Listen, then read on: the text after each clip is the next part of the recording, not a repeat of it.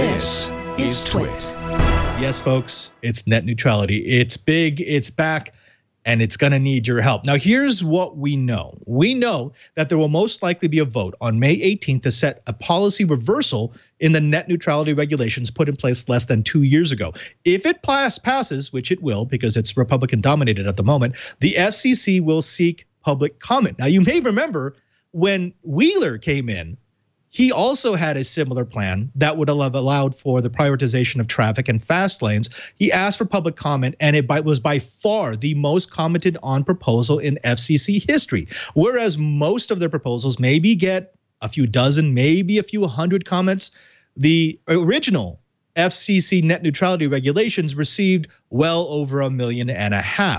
The new plan will include 3 provisions. It will, 1, reclassify ISPs as information services instead of public utilities. We'll talk a little bit more about that later, just to give you a quick refresh on the history of that. 2, institute a new policy by which the FCC will need to convene and create a new rule for any new innovation that ISPs might create. And 3, open a debate on net neutrality principles on tiering, prioritization, blocking, and etc. Now, we know that Pai is making this move because he truly believes, that the more heavily you regulate something, the less of it you're likely to get. That's a direct quote. In other words, he believes that the ISPs won't invest money in a regulated market. Now, he's been very vocal about this. In fact, 2 years ago, when the original policy passed, he said it was a political decision. He said it was going to hurt business. That's not really how it's turned out, though. Curtis, tell me, this is a rallying cry we hear all the time, that regulation is going to kill investment. It's going to kill innovation because these companies will not want to spend money deploying networks that they don't have the ability to extract full profit from. And yet, since the 2015 regulations were passed, ISPs have spent a record amount of money in investment, both in wireless broadband and in deploying their networks. I don't understand how this continues as a logical fallacy. I mean, we can factually point to the amount of money that's been invested, and in the last 2 years, it was equal to the previous 10. How can they keep saying that regulations will kill investment? Well, I think philosophically, you have people who believe categorically that any regulation is a, quote, job killer. Regardless of what the innovation or what the regulation is, any kind of government restriction on business activity will serve to restrict investment in that activity and restrict the ongoing activities around that part of the business. Now, this is true whether we're talking about the environmental regulations, financial regulations of the banking industry, or in this case, communications regulations. So these people believe that no matter what the level of investment we've seen in the past few years, it would have been far greater had the regulations or the threat of new regulations not been there. Now, I think, as you pointed out, we have had record investment, and so that's a reality. The opponents of these regulations would point to another fact, and we've talked about this, that despite this record investment, the U.S. still has some of the slower, generally available broadband speeds in the developed world. I mean, compared especially to places like South Korea, we're still essentially on dial-up speeds. So you look at it from those two balancing areas. I think what we're left hoping is that we will get some sort of decent investment with prices that consumers can live with. Pai believes that the market will force that to happen. A lot of people out there, including most of the commenters that we've had, disagree. Now, I don't want to make this a good guy, bad guy discussion, because that's not where it belongs. I have actually followed the career of Ajit Pai. He's a very intelligent person. He has worked in the industry, so he knows how it works. And it's not as if he's taking huge payoffs to pass these policies. He is of the school, and that they truly believe that regulations kill innovation, regulations will kill competition, regulations will keep companies from investing. So I get that. And any chance we can get to pull back from that brinksmanship of saying, well, you're just a bad person, the better. However, it's important for us to point out the logical fallacies. And Curtis, you point out the first one, that this whole idea of of regulations kill competition. Not always, sometimes, but not always. Lou, I want to get to you on another part of the bill. He and the ISP industry both argued that the net neutrality regulations were just abuse in waiting. They were afraid that at some point, because ISPs had been reclassified as a public utility rather than an information service, that the FCC could, and they would, regulate how much they could charge for services. And this was the fear. This is what they told everyone. They said, look, the FCC is going to come in here. You're going to have a federal agency telling us how much we can charge for our service, and that's absolutely going to stifle the market. However, that never happened.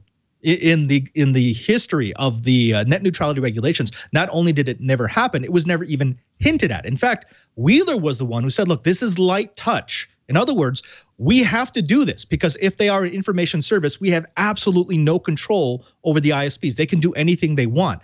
Reclassifying them as a utility allows us to hold the stick and say, look, if you don't play nice, we will beat you down, but we don't want to do that. And in fact, I would argue that the 18 months of net neutrality regulations that we've seen have done that quite well. What's your take? Do you think that regulations for net neutrality is just abuse in waiting? I mean, I think you already pointed out. I think you said, you know, companies would have already exploited these things if they thought that was a hindrance on their bottom line, right? I think that they would have already started to do that. And most of these rules, like you said, are essentially trying to protect the little guy, the smaller ISPs out there, and the smaller groups of companies that are trying to kind of make it in the market. And so I think that that's where most of this comes from, and also comes from smaller, medium-sized businesses trying to make it on the internet in general, you know, fast lanes and so on. You know, classifying as a utility comes with some good things as well when it comes to law and regulation, and it also comes with some bad things. So I think so far, like you said, it ended up being some good things. So companies got, you know, different companies tried to attack some of the ISPs for particular things, like, for instance, the story I did around, you know, the copyright protection, you know, trying to say that, you know, these companies are responsible for the content that's on their networks. I mean, essentially relating it to the fact that a, you know, electric company would need to prevent people's electricity if they committed crimes. And these types of things relate to ISPs and in their internet, and they just don't make sense when they're classified as utility. Now, when they're not, they're classified their own system. You know, some of these things could come back and apply, and I think, you know, they're going to open a door to a whole new set of classification when it comes to lawsuits and regulation, and having, you know, some companies try to force the hand of the FCC. So I think, you know, there should be some interesting things coming down the pipe once we see this things go into effect. Yeah, in the chat room right now, we've got both JJ the 4884 and Emily the Strange pointing out that, you know, it may not have happened yet, but there is always that fear that anything government will eventually be overreaching. And I understand that, I get that. But here's the thing. If you remember, if you back up, let's talk about the history here of net neutrality. We tried for a decade to get the ISPs, who were classified as information services. So in other words, they were what Pai wants them to be again. For 10 years, they turned down every attempt to play nice. You had the FCC stepping in saying, look, we don't want to do this, but we're going to have to do this if you don't do X. Comcast, if you don't open up your network. Telcos, if you don't actually do the things that you promised to do. And because they didn't, that's why they wielded the stick. I mean, it's as if people have forgotten that. It's not like we're going to deregulate and suddenly everything's going to be sunshine and rainbows. These are the same ISPs who blocked this movement for a decade. Now, we also have questions in the chat room of if this actually did affect companies once net neutrality was established, and absolutely yes. I mean, you can look at the market and see the vast investment that we've had in both wireless and wired infrastructure. You can look at competition that's now taking place between Verizon and Comcast, where it did not exist previously. You can look at the markets and the way that they developed with the introduction of Google that have increased the amount of bandwidth that we get exponentially. So, I mean, my take is, yes, we do know what it does, and yes, it's a good thing. Could it be government overreach? Sure, into the future, but at this moment, it's the least of two evils. Curtis, I want to throw this back to you. When we think about the light touch, people think it's a hypothetical situation, but we've already seen the light touch. Most of us actually didn't didn't hear about this. We mentioned it on TWiET, but it wasn't a big news story.